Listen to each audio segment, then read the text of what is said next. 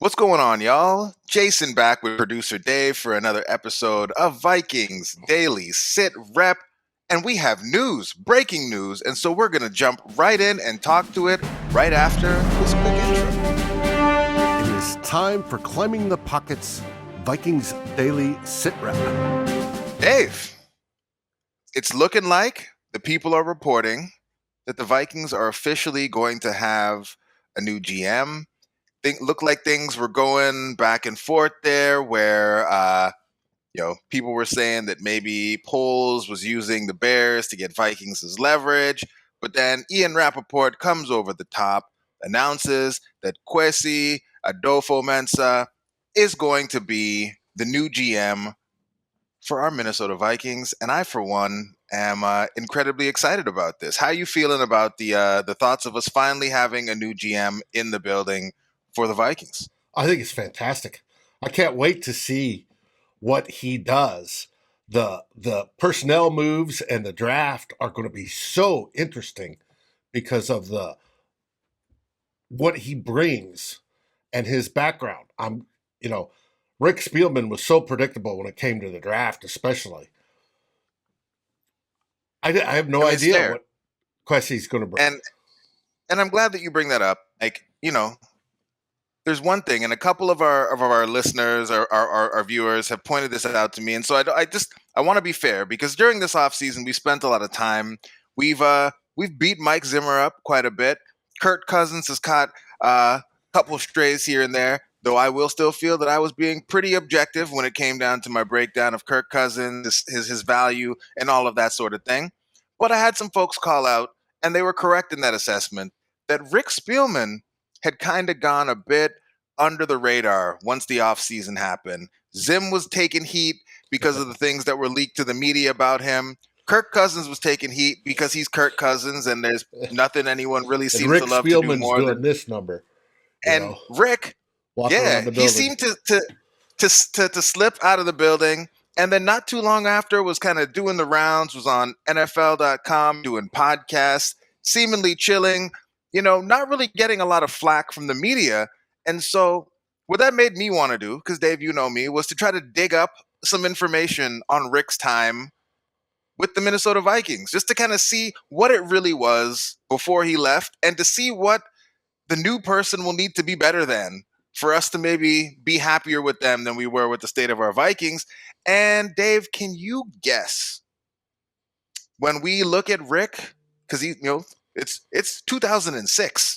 I mean, he's been around for a long time. So if we look at the Vikings' track record of adding and developing players going 2006, how do you think that we stack up? How do we stack up? Yeah. Fair to middling. Just about where we finished every season. Best of the worst, worst of the best.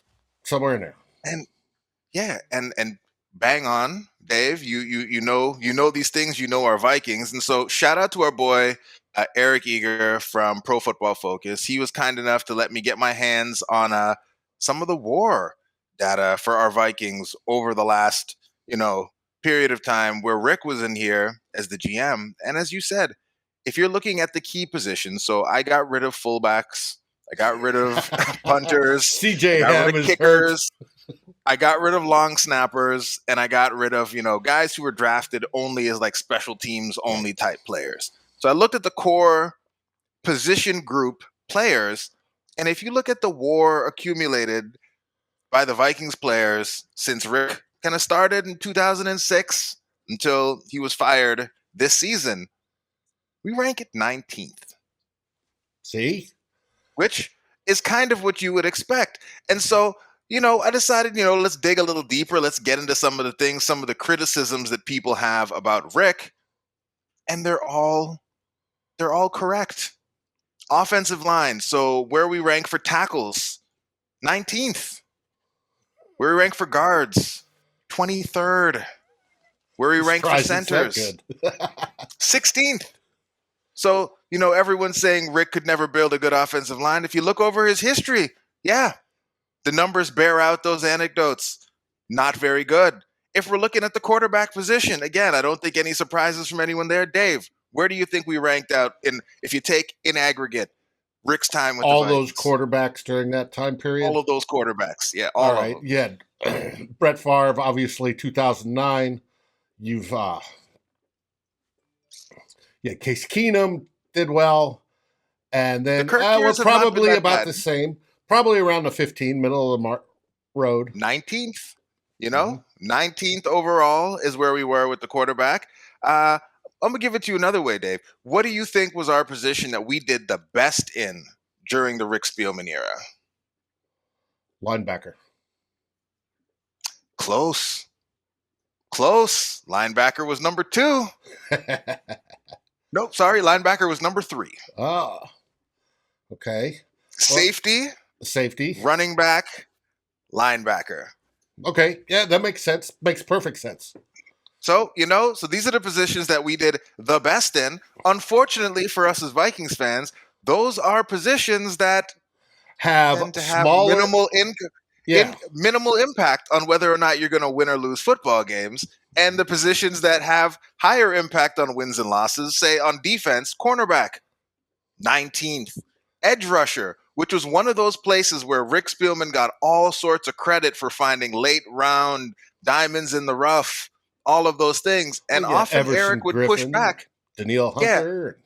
But overall, 17th, middle of the pack, but like we tended to gravitate to or grasp onto or remember the Daniils and the Eversons, and forgetting that for every one of those, there were a ton of other guys whose names we don't remember anymore because maybe they didn't make it out of training camp or they just weren't any good and washed out of the league very, very quickly.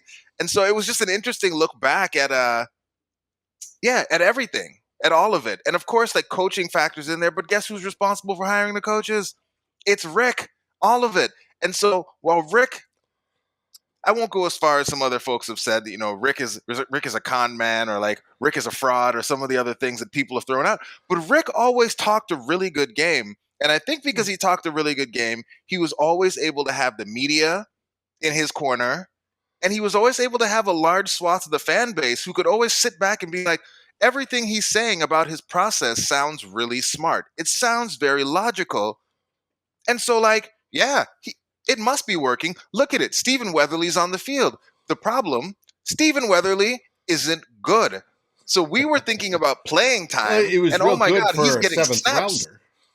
But he still wasn't a good player. Right. And so just having good for a 7th rounder isn't good enough to help you really win games when it's all said and done.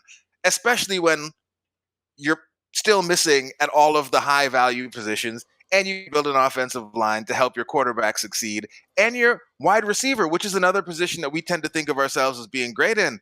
Another position that over the course of Spielman era, 17th, middle of the pack. So we have some folks at the end of the run here. Stephon Diggs, Adam Thielen, Justin Jefferson, hit. But I mean, it was pretty barren there with maybe Sidney Rice, little flash, Percy Harvin, kind of flash. But there's a lot of Laquan Treadwells, Cordero Patterson's kind of mixed in there as well, Bernard Berrien's popping in. You're going to get the biggest argument is, but the coaches didn't develop them. And that's where I get into, how much was the coach developing it? How much was Rick saying, your coach, here's your guy, you're going to use him whether you like him or not? And so I would say that, at the end of the day, if Rick couldn't get the right coaches in here, that's also false. Like Rick's involved in those hires as well.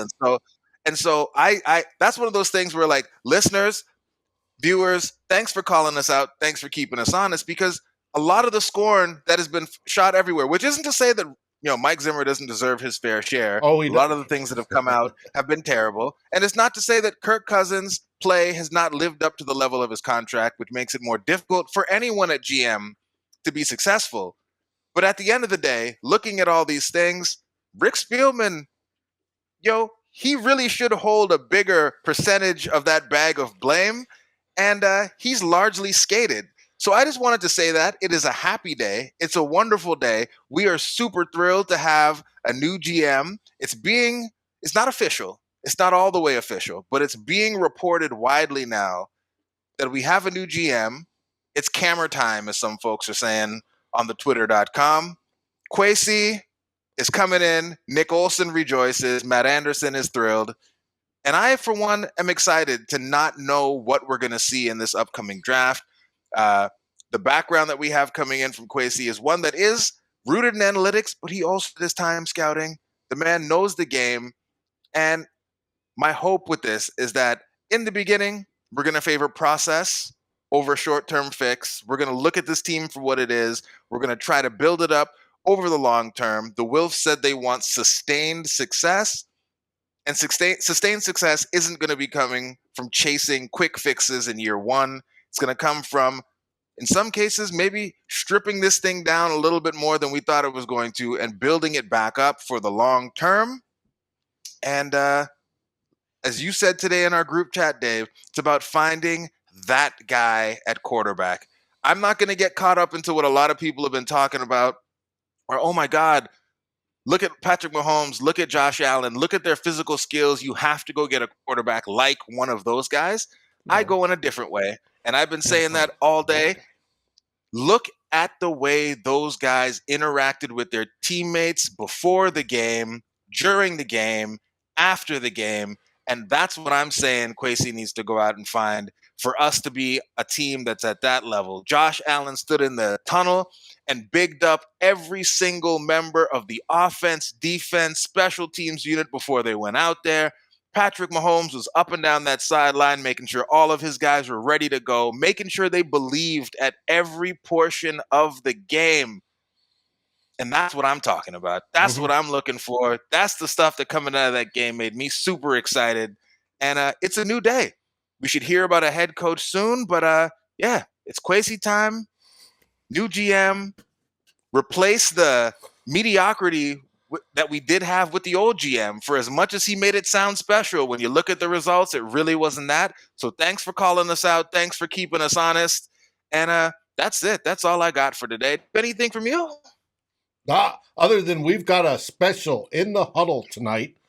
Once the new GM is confirmed, Dr. Eric Eager will be breaking things down with us. It should be exciting and give you a little bit more insight as to why this, as a fan, should get you fired up for the Minnesota Vikings. Well, there it is. If you haven't already, like, subscribe, hit the buttons, and tell your friends to do the same. We will be here all week, all off season. We love talking Vikings, and we love talking to all of y'all. So that's it. That's all. Breaking news, but I still got to get back to work. So, yeah, we'll see you guys later. Have a good one. Skol Vikings! Thanks for watching. Like, subscribe, and ring the bell. And if you're listening on your favorite aggregator, make sure you rate us. And always feel free to join the conversation here at Climbing the Pocket. Skol, everybody.